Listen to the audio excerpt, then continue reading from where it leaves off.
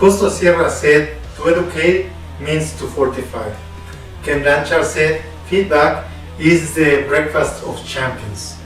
Hello, I am Juan Navarro. This is Advanced Quality Programs, and I invite you to explore the quality philosophies, to apply them to our lives.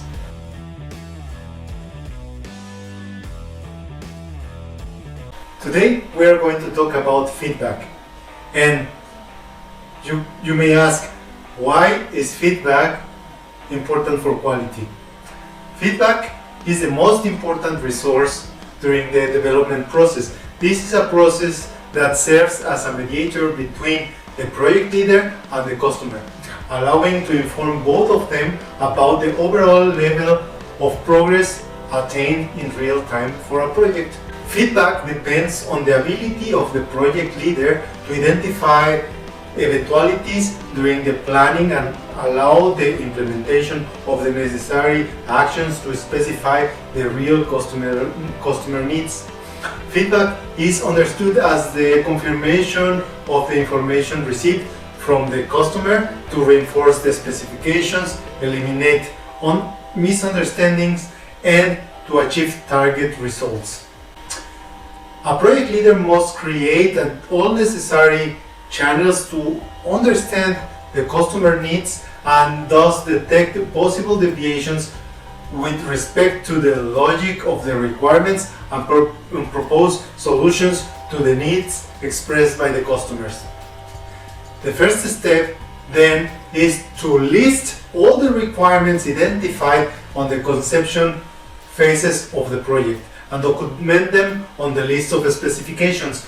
When the current knowledge of the requirements is not enough to recommend a specific solution, the development criteria must be aligned with the customer to apply corrective actions that resolve the explicit demands expressed during the feedback process. The feedback then not only informs the project team of the degree of progress achieved in the development of the specification. This should also allow the customer to stay informed about the progress made on the creation of a product or service that will solve his or her challenge. The feedback process then must be done continuously and in cycles. In that way, will allow you to transfer and maintain the voice of the customer throughout the process phases, helping you to regulate the development of a product or service.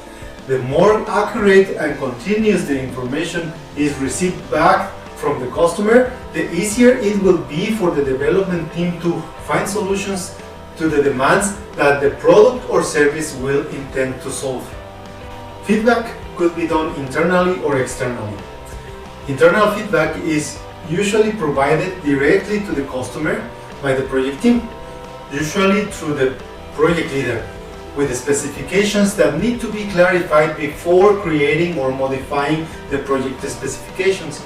External feedback is what the customer receives from agents who are not involved directly on the development of the project. For example, the market conditions, the competition, and so on. This is information that the customer receives during the project and directly affects our planning, development, and improvement of the product or service that we are developing. For example, a new desired feature.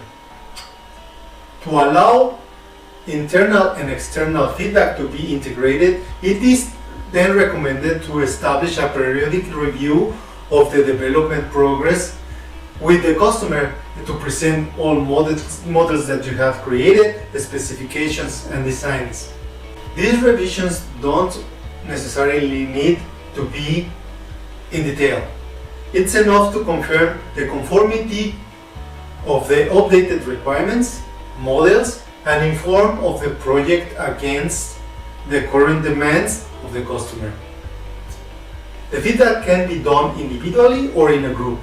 When it is done in a group, the work team focus on developing solutions to the general problems of a group or sector or a market. The clients in this case, lose the individual character, and therefore the information must be consolidated and analyzed statistically before being used for the development and planning of the project. The individual feedback is used for projects focused on meeting demands of a specific customer. In this case, all requirements and demands should be considered as development opportunities for the success of the project, the product or service. The more customer demands are met, the greater the likelihood of the project success. Finally, feedback can serve as a corrective or reinforcing component for the quality of the project. The corrective component allows the project team to work on the planning and development of a product or service by improving the execution of actions that will align with the customer specific expectations that were not considered before. And the reinforcement component helps the team to maintain all of those actions that were successful and they were executed since the beginning of the project, helping the project team to keep momentum. Providing information in all effective and timely manner is a key element for the planning and development of projects, products, and services, as it facilitates the project team and the customer the optimal use of their time and resources allocated for the development of the quality product or service.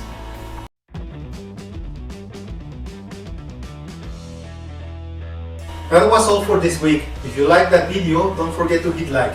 I will thank all of your comments and your subscription to the channel, and I leave you with a quote from Nelson Mandela. If you talk to a man in a language he understands, that goes to his head.